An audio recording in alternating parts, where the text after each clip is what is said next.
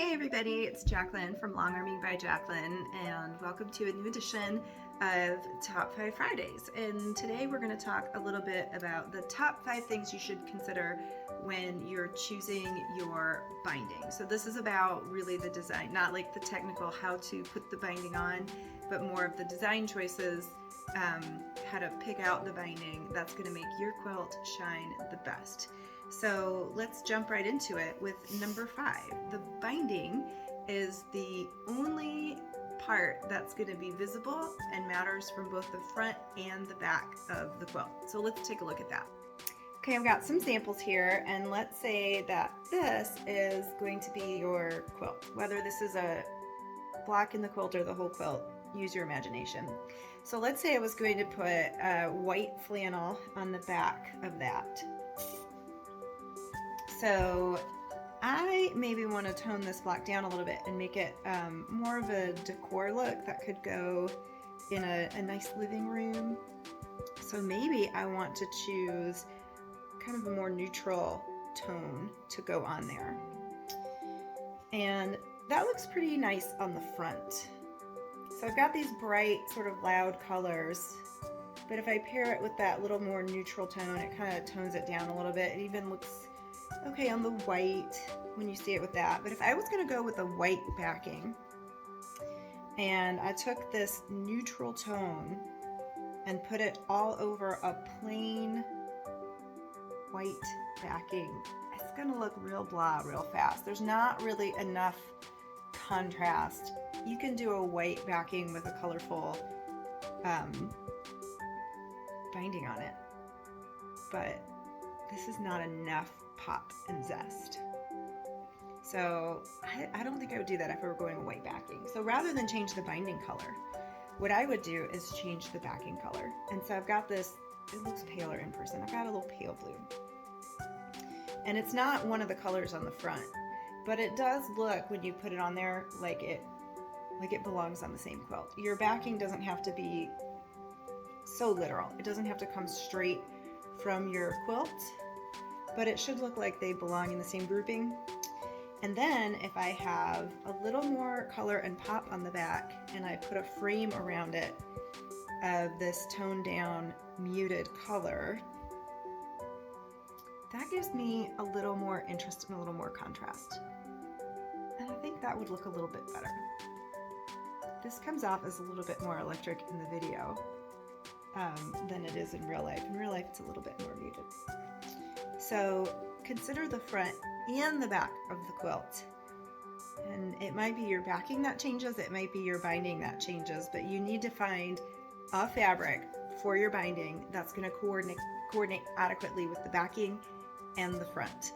And I've seen a lot of people choose a binding color that looks great with the front, and their backing is something from the front, but it doesn't coordinate with the binding. So this is the one piece you're going to definitely see front and back. These have to coordinate well. Okay, the next thing to consider when you're choosing your binding is directional fabrics. So this is a directional fabric, and it's basically a stripe effectively, but with this lettering, it's a little bit more particular than a regular stripe. And I love this fabric, and I don't think it would make a bad binding. However, I have cut off the selvages, so you can't see, but the selvage to selvage direction is this way. And normally when you cut a stripe, you cut this way across the stripe, and then you would be chopping these words into, like, you would have like F instead of sweetheart. So you're really going to be losing what makes this fabric special if you cut that way. So what I did for this quilt that this appears in, and I would do for binding, is cut along the selvage so that I'm sort of preserving this directional pattern here and the words. And if you had this folded up and caught in your binding, you would see the words appear. And you have to be careful of a larger print as well, because remember, you might be cutting maybe a 2.5 or a 2 1/4 inch wide strip, but you're gonna fold that in half this half is never going to be seen. Then you're going to be sewing a 1/4 inch seam. So this is never going to be seen. And then that gets folded in half. And so you'll only see this much at a time or that much at a time. So pre-fold your fabric. Do a little strip and do an audition and see, is that what I want? This strip is only 2 inches and I would not bind with a strip that thin. So it's a little bit exaggerated. This was cut for another purpose besides binding. But audition your strip by cutting and folding. And if I had cut the strip this way, that would not make any sense. And like all of the beauty and the value of this fabric design would have been lost to the quilts. You would know it was there, but no one would see it and notice it. And you would see weird little chunks of words. So consider the direction of your fabric. Now a regular stripe, like this guy, this is a Tula pink fabric from True Colors. The normal salvage to salvage direction is here. And when you fold that up and make binding, it does make a cool effect for a regular stripe to have the stripes going this way. If you cut it the other way, so if you hacked off a piece and went across this, along the salvage is what I'm trying to spit out here, that would also be possibly a cool little effect because you would see something like that. But it would also be very sensitive to how straight your cutting is because this is a very crisp stripe.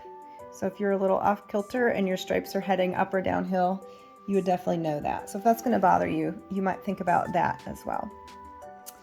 So number 3 things to think about when you're selecting your binding is value. So this is not a vintage reproduction actually. This is real vintage. This is 1930s fabric from the 1930s that was hand sewn in the 1930s. And I'm doing this for a customer. And she is going to do self-binding. So this is the backing fabric and it's going to be rolled to the front in a self-binding. So you've got a lot of pastel tones here and you've got a pastel here. So that is going to blend and coordinate and look great. Now imagine if I had something, that out of here, like this. So if this were my quilt block, and you've got some pastels in here, you've got some brights in here, and then let's say that this purple was going to be the backing. I'm going to need to find something that is going to be suitable for the front and the back. So easy to find lots of pastel tones that would look great with this, but they would look a little weird framing this deeper purple. So this is a lighter value. This is a deeper value of a similar, you've got purple, but it's just a much bolder purple versus this pastel. So what value can I pick up that's going to look right with both the front and the back? So what I would do in this case is go with a little bit of a wild hair. I'm going to pick up some of these brights from the paw print fabric, which they're going to look good with the pastels. It's going to be definitely a bold pop. This is going to be a more noticeable frame around the quilt. You're not going to have any sort of blending. Sometimes when you blend the binding, it looks more like an infinity pool where the quilt just ends and there's not like an interruption. So when you choose a color like this, you're going to see a more bold and distinct frame around your quilt. You're really going to notice that. But I think this deeper value is going to coordinate with the purple backing nicely. And it's going to pick up the pink paw print and sort of the bright tones from the paw prints and pick that up and sort of elevate this and keep it from looking a little too sort of soft and blah by picking up this color here for the binding. So you want to think about value. This color is not going to look good. I couldn't just take a lighter shade of purple and bind that and make that look like it belongs. All right, number 2, this is a fabric that I got by a maker on Spoonflower. And it's got a lot of colors going on it. It's got some gray, it's got some graphic, sort of black and white here. So the colors that everybody tends to grab is your whites, which it's kind of generic, goes with everything, but it's not always a huge statement. And I could also bind this around the edges with black. And I'll tell you what I would choose is the black. Number one, I do like a little bit of a darker frame around my quilts from the binding. It makes the binding stand out and the transition from the block to the binding to look a little more intentional. But also, the binding is one of the most handled parts of your quilt. So I would not put fragile fabrics there. I wouldn't put fabrics that fray readily. Some of those fabrics are a looser weave.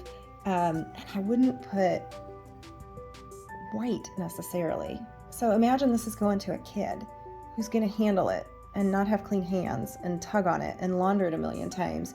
Your white is going to show your abuse a little bit more than a darker color like a black. So think about, that's a high traffic area of your quilt. So do you really want to put a fragile white? I have a white too that's real beautiful. That's like a seersucker. That thing is going to take a beating. I wouldn't put that in the binding. So think about how rough your cut. Now, if this is a wall hanging, if you're going to give this to your grandma and she's going to put it on her bed and keeps everything pristine, put whatever you want on there. But if it's one of those slung around, loved, used, dog sits on it, toddler beats it up, gets washed a million times quilts, think about how rugged that color and that fabric is going to be and how well it's going to wash over a bunch of washes. And my last tip, the number one tip for binding, is to make it fun.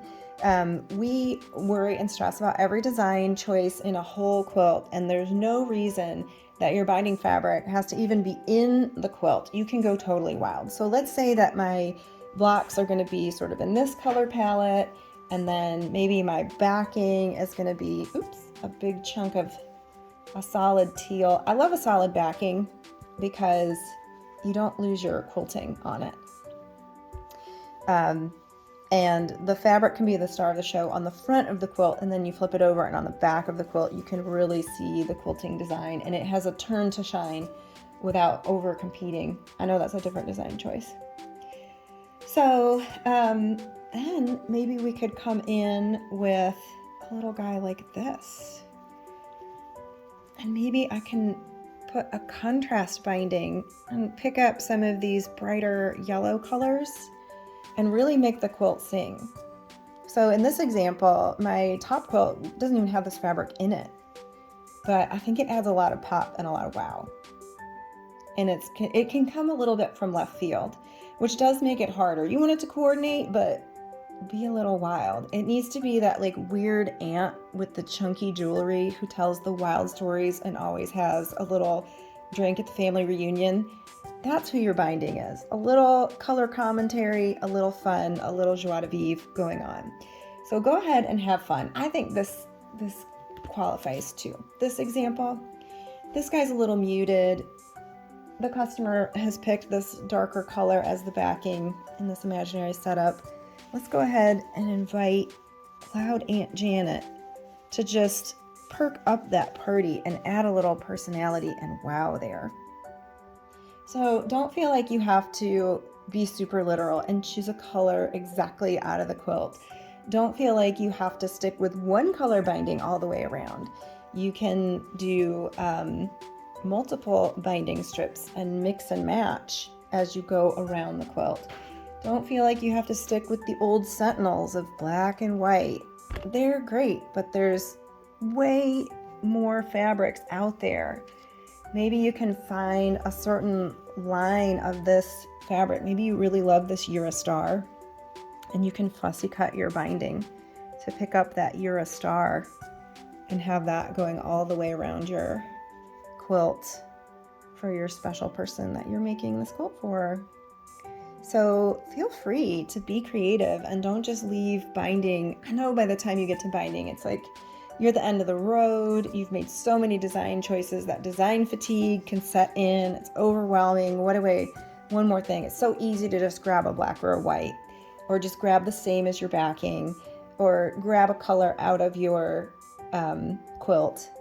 But I hope this has inspired you to invite Weird Aunt Janet to be your binding and come make an appearance in your quilt. So in review, top 5 things to think about when you're putting on your binding. It's going to be seen from the front and the back. Watch out for directional prints. Think about the saturation of your color value when you're finding a fabric to go together. Think about how much that quilt is going to be handled and how it's going to be handled by who. And don't be afraid to invite your weird Aunt Janet and her chunky jewelry to show up and add a little sparkle and zest. Join us on Long Arming by Jacqueline. We're on Facebook. We've got the channel on YouTube. Please like, share, subscribe, do all the stuff you're supposed to do. And we're on Instagram. It's massey.jc, and that is our handle there. You can join us anytime for our beginners quilting bee and quilt along at your own pace. It's totally free. You can buy the kit if you want, but you don't have to. Enjoy. Have a great weekend. Happy Top 5 Friday.